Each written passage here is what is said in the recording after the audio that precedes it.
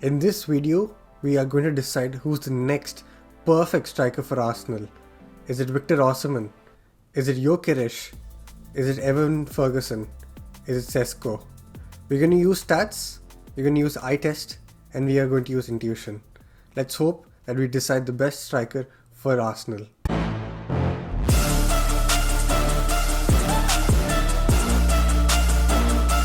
Hello, hi guys, welcome back to the Football Showdown channel. I'm Suchit. If you guys are new here, do subscribe to my channel because I will be providing content every other week. I will be doing a lot more even during the transfer window and a lot more as the channel progresses. But if you guys are already subscribed, thank you so much for being here. Thank you so much for tuning in for all my videos and subscribing. Do put in the good word here and there once in a while to grow this channel. Anywho, we are here to talk about the potential signings that Arsenal could make in the summer in their strike department. Let's look into it immediately.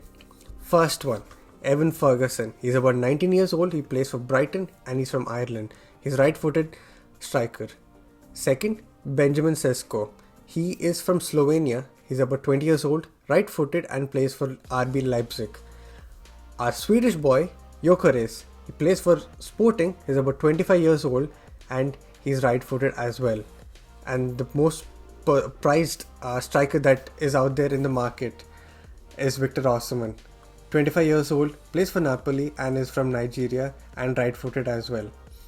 Now I want to divide these four players into two sections. One is the complete player, as in they are ready to go from the get-go, as in they come into the team and you expect them to score goals as soon as possible. Whereas the other two in that segment or in that section would be the players that you expect them to come out of their potential very soon, in probably like a year or so that they're ready to take on to the big stage. In that section, I've kept Evan Ferguson and Sesko, whereas the complete player or the players who are ready to perform from the get-go are Victor Osimhen and Gyökeres for me. First thing first, let's look into the complete players that we have. First, we'll compare Gyökeres with Victor Osimhen. Now, these two players have been really good for their own respective clubs in Sporting and in Napoli. Now, who do you think is best for Arsenal? Well, I have provided the stats for you right now. Now, if you look into the stats or in the charts that I've provided for you, you can clearly see that from the goal scoring perspective, both are great finishers, with Gyökeres in the 89th percentile and Osimhen in the 91st percentile for non-penalty goals. Gyökeres creates more chances with a higher percentile of 84 percentile in the shot creation action when compared to Osimhen's 54 percentile only. And Gyökeres is a much better provider with a 98 percentile in assists when compared to Osimhen's second percentile. Now this is from the goal scoring perspective of things. Now Arsenal are a kind of team that depends a lot more than than attacking. They depend a lot more on possession as well. Now how are the two players faring in the possession section of it? Let's look into it immediately. Gyökeres has a better ball retention with a higher pass completion of percentile of 93 percentile when compared to Osimhen's just 79 percentile. Gyökeres makes a significant difference in this specific section with the higher driving ball forward with a higher percentile of 99 percentile when compared to the progressive passes that Osimhen has, that is only 64 percentile. Does that say anything? We will look into it in the end. Do not come with conclusions already. There is a lot more to discuss in this. Now we have spoken of the attacking part of it. We have spoken of the possession part of it. Now when we do not have the ball, Arsenal are a great team that defends. They bring in their wingers, they bring in even their strikers into it. Now, how are these two players faring in that? Let's look into it. Let's look into that as well. Gyökeres seems to be more complete player with a lot more dominance in the aerial duels, placing him in the 99th percentile when compared to Osimhen's 82nd percentile.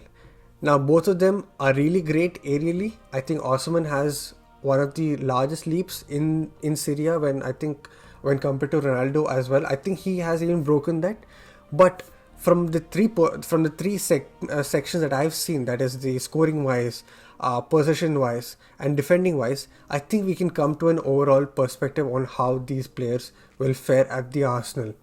I personally think as an overall player to player, and also let me bring in the money factor into it. Victor Osimhen would cost us about 120 to 130 million, whereas Gyökeres would probably cost us about 60 to 70 million.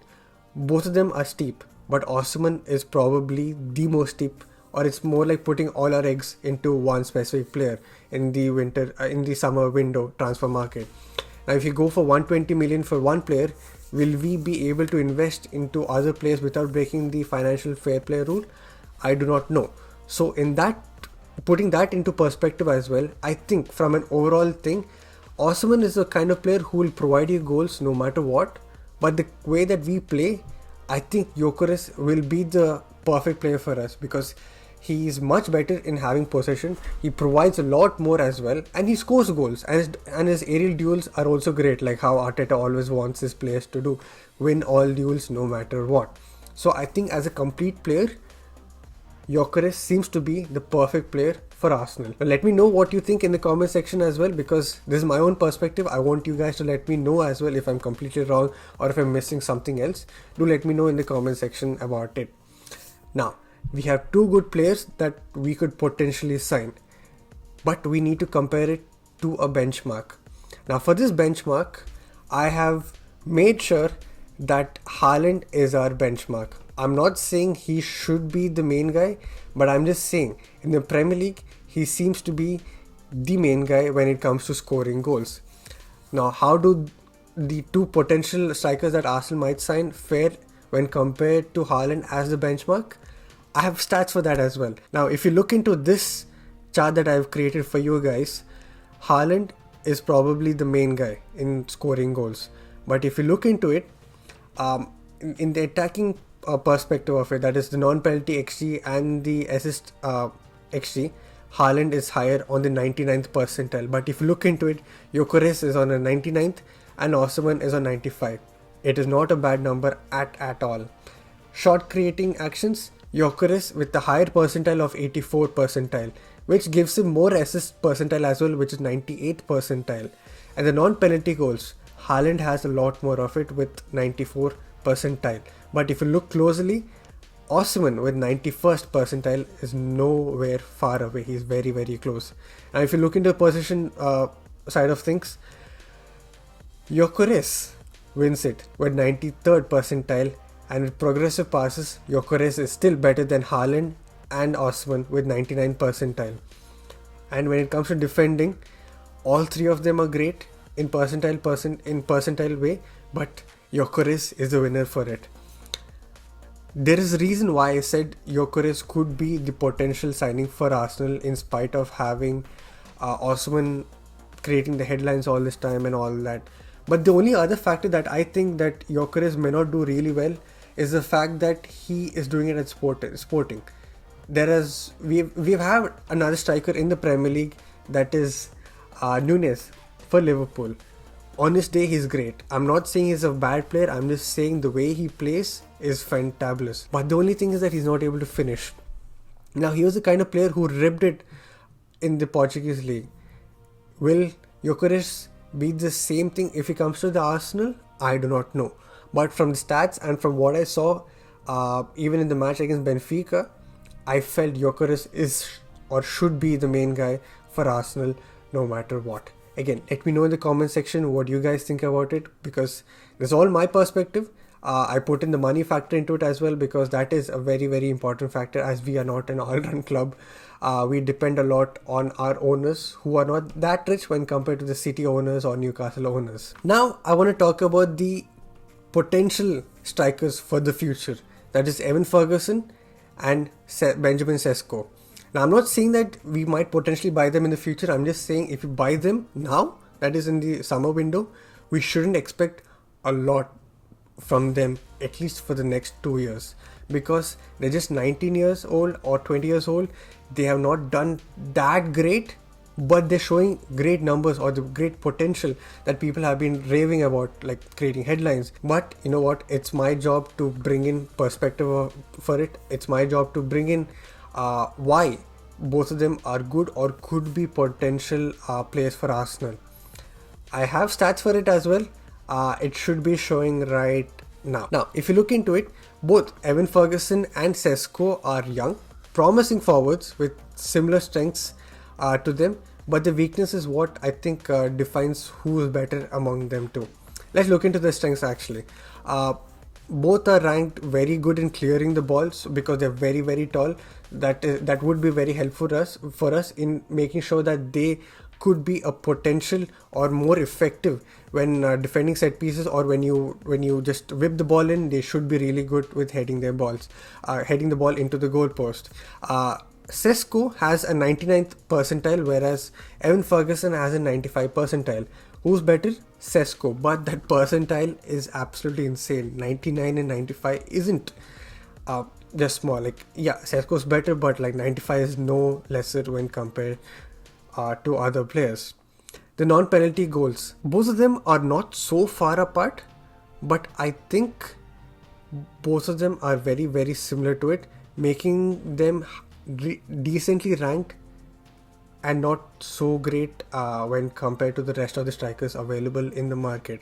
Their weaknesses are their interceptions. Now, like I said, they're all potential players that Arsenal could sign.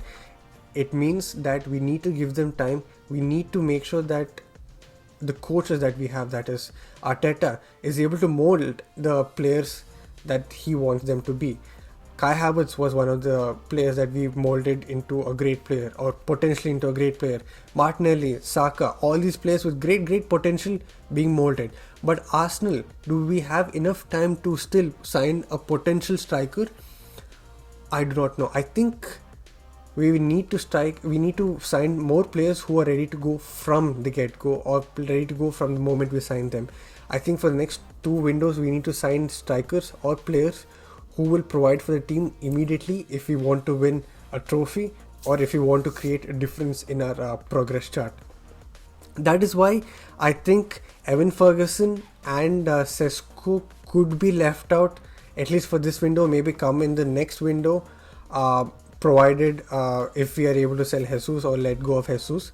I do not know. Let me know in the comment section what you guys think about it, because I personally feel Gyökeres is the potential player that Arsenal will sign in the summer. If it is not Osimhen or Gyökeres, I honestly think it would be Sesko. Why? Because Evan Ferguson is playing for Brighton, and Brighton are a team that sells really bad. They need about 100 million for every hyped player that they have. You could see Caicedo selling for about 100 million. The only player that they've sold for cheap is Trossard, because Trossard forced his way out of the club. The manager didn't want Trossard in his club. That is the only reason why we were able to get Trossard for like so cheap. But I think getting a player from Brighton is very difficult. They'll probably ask about 80 million and above. I'm assuming it's going to be another 100 million signing, but 100 million for a potential type of player, I really don't think so. Whereas Sesko, he has a release clause about 50 million, so I think that would be the cheaper option, and that would be the better option for us, as we can invest a lot more into the other side of the team, that is the midfield or in the defense. Again, it's all my own perspectives. Let me know what you think in the comment section, because this is how we have conversation, this is how we discuss, and this is how we help each other understand who Arsenal could potentially sign. Anywho, that is my perspective about the 4 players that we are linked to. If you guys are new here, do subscribe to the channel, do like all my content, do comment as well. If you guys are already here from before and already subscribed, thank you so much for being here. I hope to see you guys more often on my videos. Do come on the watch alongs as well. Do spread the good word, because I'm trying to grow this channel as big as possible. And yeah, trying to hit that 500 subscribers before the end of April. Until then, I will see you again soon. Bye bye.